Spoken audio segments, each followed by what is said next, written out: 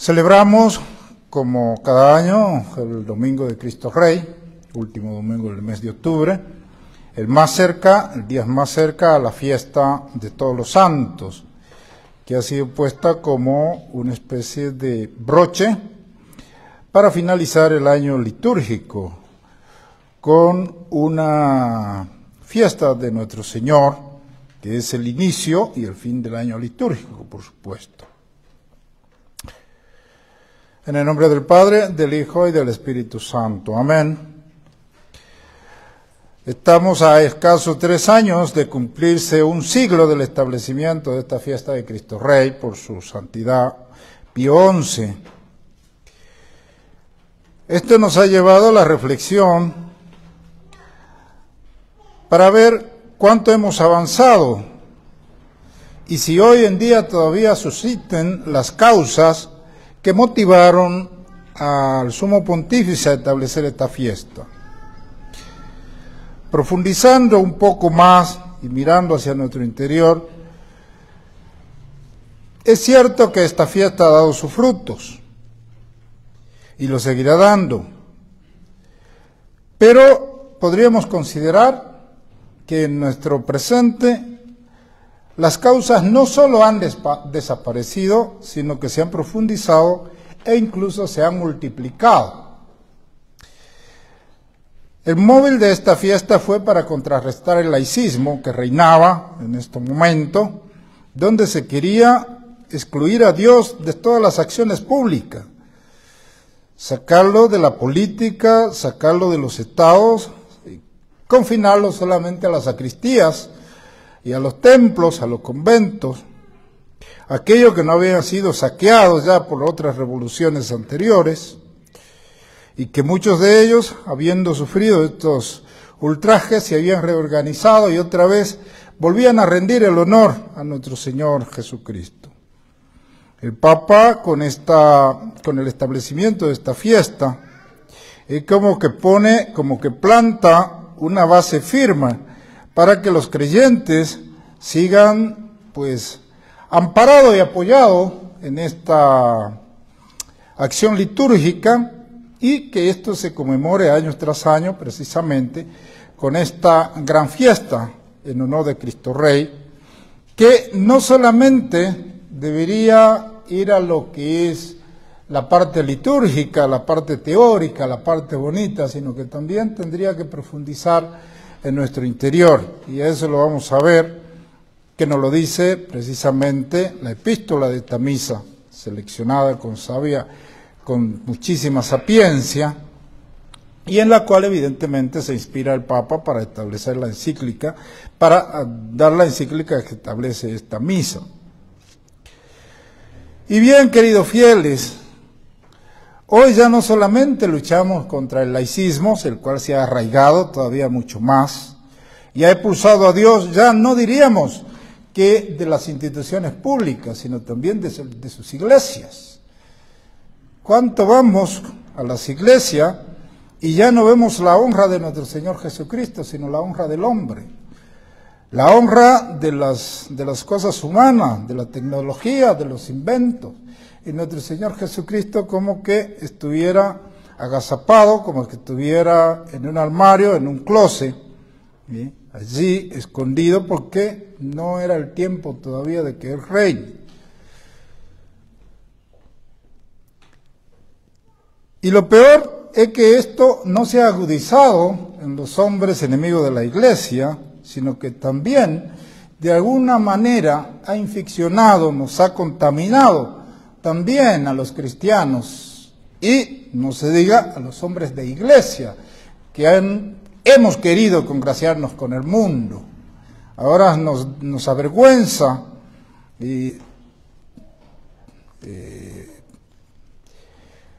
hacernos eco de las doctrinas de la iglesia, de la doctrina de nuestro Señor Jesucristo, de sus derechos, y siempre buscamos una excusa para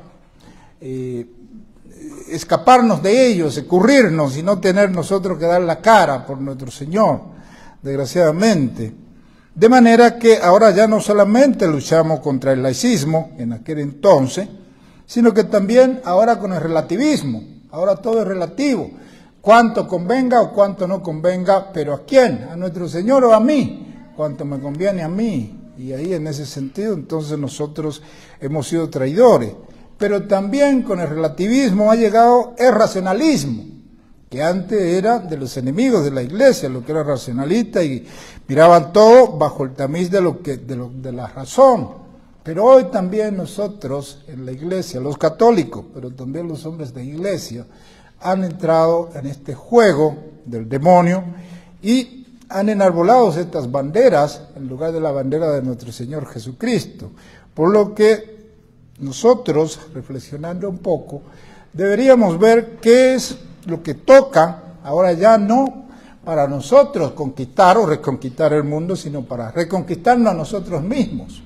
¿Cómo vamos a salir nosotros de esta afección e infección que tenemos, llegada hasta los tuétanos en nosotros? Me acuerdo que cuando estaba en el seminario, hubo un sacerdote que vino para predicarnos un retiro, nos decía: nosotros somos hombres liberales vestidos de sotana y hemos comido y mamado de la leche de nuestras madres el liberalismo. Y es cierto, nosotros llevamos eso ya ha calado tanto en la humanidad que ahora ya nacemos nosotros con esa contaminación, y nuestro pensamiento, no se digan las escuelas, las universidades y todos, nos van alimentando todo eso y nosotros como bobito, como esponja, vamos chupando todo eso y enarbolamos estos. Entonces llegamos a ser, y aquí creo que entra lo de relativismo, a ser unos católicos de teoría, pero en la práctica estamos muy lejos de lo que nosotros hacemos, ¿no? Y eso es lo que hoy en día la iglesia necesita, lo que necesita este establecimiento, es decir, donde toma fuerza nuevamente esta fiesta, el establecimiento de esta fiesta de Cristo Rey. Hoy quiero ser breve, hay muchos elementos para sacar una idea que sea concreta y que nos sirva, porque muchas veces nos cansamos de hablar y hablar y hablar, pero apenas pasamos el umbral de la capilla o pasamos al canto que sigue al sermón y ya se nos olvidó todo, ¿no? Es relativismo, desgraciadamente. Pero quiero sacar una idea concreta y miremos un poco lo que pasa en el mundo. No puedo dar testimonio de cómo fue la sociedad tiempos antes, porque no viví esos tiempos, pero la historia para algo nos sirve. Y cuando nosotros leemos, sabemos que desde el mismo comienzo del cristianismo, a la persona misma de nuestro Señor Jesucristo, tuvo que desarrollar su doctrina en medio de combates, y que la iglesia siempre ha sido combatida, y que siempre estarán los malos, podríamos decir así, son las fuerzas del bien y del mal que siempre están en lucha, ¿no? Y estas fuerzas en ocasiones toman más auge que en otros, pero en nuestro tiempo diríamos que hay una especie, un nuevo tipo de combate, ya no cuerpo a cuerpo, ya no nos enfrentamos para sacar en sólido la doctrina cristiana, sino que por el contrario nos están inficcionando de una manera, como diríamos que casi sin saberlo, y así nosotros poco a poco nos vamos convirtiendo en propagadores de estas nuevas ideas en cuanto a lo que nosotros ya la tenemos dentro y ahora no tenemos la oportunidad de discutir. Cuando las herejías se definió la doctrina, porque había una herejía sobre una cosa y venían los teólogos y los hombres de fe y entonces analizaban al fondo para sacar la doctrina clara. Cuando las persecuciones, los que eran verdaderamente siervos o discípulos de nuestro Señor Jesucristo, pues se fortalecían y enfrentaban al enemigo y se preparaban para dar su sangre, y con ello entonces hacían una confesión de fe. Pero hoy, ¿qué es lo que pasa? Que nos han adormecido y poco a poco nos van anestesiando con todo esto. Y nosotros entonces somos hombres dobles, hay un dualismo en nosotros. Uno, el hombre que profesa y que dice y que anuncia, y que es el gran paladín de la verdad, porque las dice en toda parte. Pero en la práctica, ¿qué hacemos? ¿Por qué se nos ha ido la sociedad? ¿Por qué se nos han ido pueblos católicos? Pueblos que antes eran verdaderamente ejemplo de cristianismo, que eran capaces de derramar su sangre. Piensen ustedes, acá muy cerca, en México, en 1920 y tanto, poquitísimo después del establecimiento de esta fiesta. Piensen ustedes en España, también, en 1936. Hoy nosotros seríamos capaces de hacer esto. Ah, no, todo es relativo, hay que entenderlos. Ellos también tienen derecho, tienen razón, hay cosas muy buenas en ellos. Y así estamos nosotros. Y con esto hemos dejado el campo libre al enemigo, y el enemigo ahí dominando toda la sociedad, a tal punto de que ya no solamente a la familia, que es el objeto a destruir hoy en día, sino también al individuo. Antes podríamos decir que la sociedad era cristiana. Si bien no tuvimos gobiernos a granel de que fueran verdaderamente ejemplos, salvo García Moreno, pero hubo otros gobiernos que por lo menos protegían. Si bien no defendían, al menos protegían. Instituciones gubernamentales. Hoy, ¿quiénes van a la cabeza de la destrucción de la iglesia, de la destrucción de la civilización cristiana? Todas las instituciones públicas. Y nuestros pequeños grupos, nuestras sociedades también. Y no digamos nuestras familias. Y yo diría que parte de esto podría ser profético, por nosotros no haber sido lo suficientemente valeroso para defender lo que creemos. Y ponía en la misa de la mañana el ejemplo de cuando los jóvenes se enrolan en el ejército y se hacen soldados. Una vez que han dado su aquiescencia a esto, están sometidos a las reglas y a las leyes de los que mandan en el ejército. Y por la más mínima irreverencia o por el más mínimo incumplimiento, ellos tienen que pagar condenas y castigos,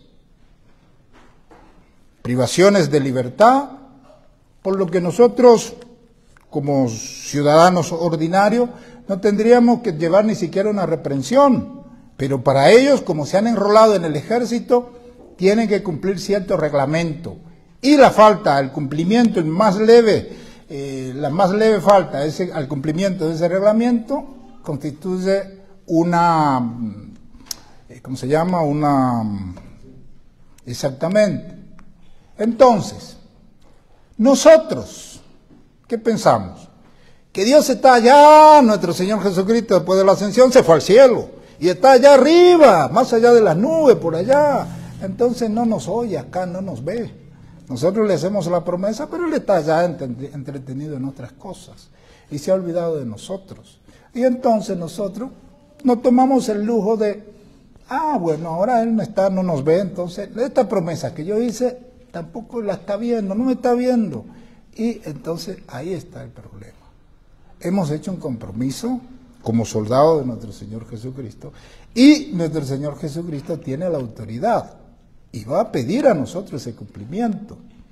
Tal vez no nos va a mandar al calabozo como se manda al soldado, pero nos va a poner en contra de nosotros mismos, a nosotros mismos. ¿Y por qué hoy en día la voluntad, muchas veces en cuanto al individuo, no obedece a la razón? La razón sabe lo que es bueno, lo que tengo que hacer, lo que debo hacer, pero mi voluntad no tiene fuerza y no lo hace. Pensamos que nuestro Señor Jesucristo no tiene poder sobre nosotros mismos, sobre nuestro cuerpo, sobre nuestro pensamiento. Nos hemos entregado todo a Él. Y Él es dueño de nosotros. Y es el único que puede tocar nuestro corazón y entrar hasta nuestro corazón. No nos va a hacer obrar a nosotros mal para condenarnos. Pero nuestros hechos tienen que ser pagados. Y cuando no cumplimos, cuando no nos corregimos, entonces nos deja. No es que nos va a inducir, nos deja a la naturaleza pura. Y ahí la razón no obedece, la voluntad no obedece a la razón. Vamos a las familias, por ejemplo. ¿Por qué hoy en día tantas familias disfuncionales? Tantas familias destruidas. Y tal vez muchas veces nosotros hemos en nuestra casa, con gran pompa y con gran honores y estos fuegos al aire, y hemos entronizado el Sagrado Corazón de Jesús en nuestros hogares. Pero solamente está ahí para que haga una apariencia. No estamos nosotros realmente obedeciendo a lo que pide el Sagrado Corazón cuando nos pide el acto de la entronización. ¿Sabemos lo que hacemos nosotros en esa ceremonia?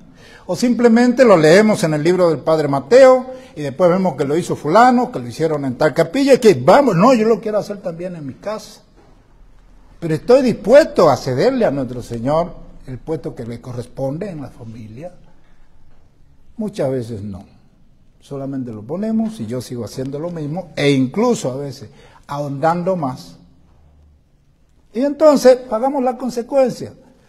Me trae, te burla de mí, yo no soy el jefe, te dejo que te pase lo que quiera. Te dejo en manos de... ¿Y qué hace el enemigo? Se aprovecha de nuestras intemperancias en los compromisos que hacemos. De ahí pues, queridos fieles, que yo creo que debemos hacer una nueva reflexionar. Por eso hoy no me he referido a los motivos, ni mucho menos las circunstancias, cómo se estableció esta fiesta. Lindísima la encíclica Quas Primas, en la que el Papa Pío XI establece esta fiesta. Quiero ir a estas cosas, saquemos una idea en concreto. ¿Qué está pasando en nuestra sociedad? ¿Qué está pasando con nosotros? Y de la familia volvamos al individuo. No quiero seguir con lo de la familia. Somos poquitos, nos conocemos casi todos, y entonces lo está diciendo por mí. Este cura... Pero ¿cuántas familias no están disfuncionales hoy? Los padres no tienen dominio sobre los hijos. No digo ya sobre los adolescentes y jóvenes o sobre los grandes, sobre sus niñitos chiquitos. No lo pueden dominar. ¿Y dónde vamos a buscar nosotros la razón y la causa? La buscamos siempre fuera, está dentro de nosotros. Y en nosotros mismos, volviendo al individuo, ¿cuántas veces no sabemos lo bueno que yo tengo que hacer? ¿Cuántas veces hago yo una muy buena confesión, realmente arrepentido, después de un retiro, después de una predicación, después de un fracaso de cualquier cosa? Pero a los 3 días ya me olvidé de todo eso. ¿Y todo eso qué es? Es que nuestro Señor Jesucristo nos ha dejado de alguna manera. No nos ha dejado, nosotros no hemos podido que se vaya, que se esconda, que se quede atrás de la puerta, porque yo necesito ahora vivir un poquito libre. Necesito mi libertad, la gran palabra, la libertad. ¿Y cuál es la verdadera libertad del cristiano? Como lo dice San Agustín, es la facultad de moverse en el bien, pero nosotros pedimos una libertad para hacer lo que nos venga en gana. Y yo tengo derecho, y mi cuerpo es mío, y yo en mi cuerpo hago lo que quiero. Todas estas cosas se pagan porque nosotros hemos hecho un compromiso con nuestro Señor Jesucristo. Nos hemos comprometido. De manera, pues, queridos fieles, que yo creo que merece una mirada hacia adentro, hacia nosotros, hacia nuestro cristianismo, cómo lo concebimos, cómo nos sentimos nosotros cristianos, cómo somos nosotros fans, para decirlo en palabras modernas, del reinado social de nuestro Señor Jesucristo, del reinado familiar de nuestro Señor Jesucristo, del reinado personal de nuestro Señor Jesucristo, hasta que no toque mis intereses. Ahí sí. Muy bien, nuestro Señor Jesucristo, sí, que reina y con todo, pero que no toque mis intereses. Ahí ya no. Entonces, vale la pena que hagamos una reflexión. Y concluyo, para no cansarlo, lamentablemente, con las verdades que tiene la epístola de esta misa. Y yo creo que si meditamos nosotros esto, vamos a ver que esta fiesta de Cristo Rey no fue establecida en 1925. Desde el principio ya San Pablo, que tenía ese sentido del cristianismo, ese sentido de nuestro Señor Jesucristo, hasta el hueso, hasta la médula de su hueso, hacía una exposición conforme también a lo que hace el Evangelio de San Juan, en el prólogo, lo que leemos, lo que rezamos siempre al final de la misa. Él es la imagen de Dios invisible, primogénito de toda creación, porque en Él han sido creadas todas las cosas, en los cielos y en la tierra, el mundo visible y lo invisible. Recuérdense lo que ya esto lo dice el prólogo del Evangelio de San Juan, por Él fueron hechas todas las cosas. Tronos, señoríos, principados, dominaciones, aquí está hablando de los ángeles. Todo ha sido creado por Él y para Él. Es anterior a todo y todo subsiste en Él. Él es también la cabeza del cuerpo de la iglesia, como quien es principio, primogénito de entre los muertos, para que todo tenga en Él primacía, pues plugo al Padre poner en Él la plenitud y reconciliar por Él, que has restablecido la paz en la sangre de su cruz, todo lo que existe sobre la tierra y en los cielos. Ahí está. Esa es la razón del reinado de nuestro Señor Jesucristo. Y lo va a repetir, no solamente lo dice aquí, lo va a repetir en la epístola a los Efesios, en la epístola a los Corintios también. Y concluyo con una reflexión que trae Monseñor Traubinger, citando al padre Spink acerca de uno de los versículos de esta epístola. Y comienza diciendo: con cuya exposición fácilmente se desliza un sentido restringido y exclusivamente del dominio ético. En realidad, no se trata solamente de que sean renovados los actos morales del hombre por el cumplimiento de la ley de Cristo, sino más bien que el cosmos total, aún en su existencia y actividad, sea incluido en Cristo. Nuestras acciones. No hay una acción del hombre religioso y una acción del hombre no religioso. Yo soy bautizado y eso es inalienable a mi persona. Y como mis acciones son de la persona, entonces mis acciones todas deben estar sometidas a nuestro Señor Jesucristo. Y todas deben tener como objetivo exaltar esa figura de nuestro Señor Jesucristo. Yo como cristiano.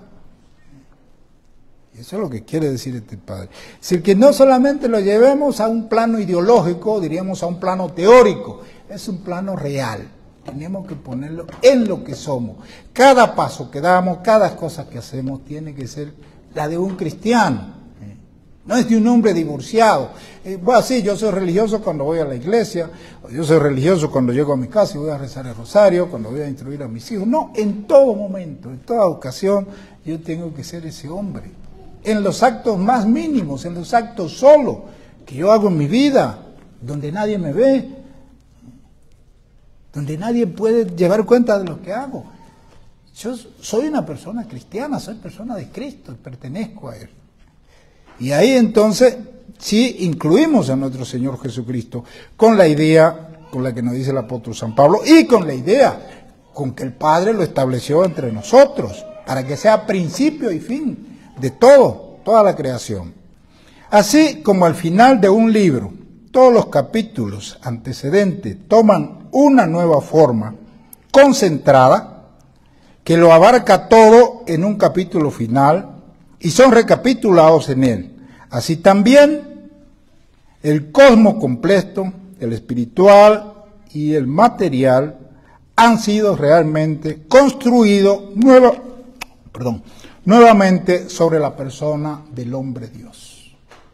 Y a eso es que tenemos nosotros que llegar. Todos nosotros debemos ser esa réplica de nuestro Señor Jesucristo. Como se replicara nuestro Señor Jesucristo en nosotros. Y por eso hoy lo conocemos, por eso a 2000 años ya de su ascensión a los cielos, todavía nosotros conocemos a nuestro Señor Jesucristo, porque no han faltado hombres, como dice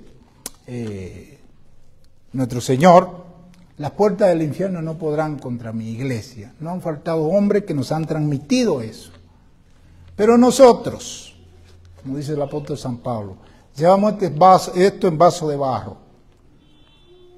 ¿Podemos nosotros, con seguridad, decir lo que dijo Monseñor Lefebvre, que quiso que lo pusieran en su epitafio? Tradidit codeta cepi. Es transmitido lo que he recibido, tomándolo de San Pablo. ¿Tendríamos nosotros el coraje de poder decir eso? Es probable que de teoría y de palabra, de hecho. Recuérdense que el hombre es un compuesto único. Entonces, no puede estar divorciado lo que dice de lo que hace. Por eso, en las consagraciones de los obispos, una vez que rezan el credo, el obispo consagrante le dice: poned en práctica lo que ha profesado. Y eso es lo que tenemos que hacer nosotros. En el nombre del Padre, del Hijo y del Espíritu Santo.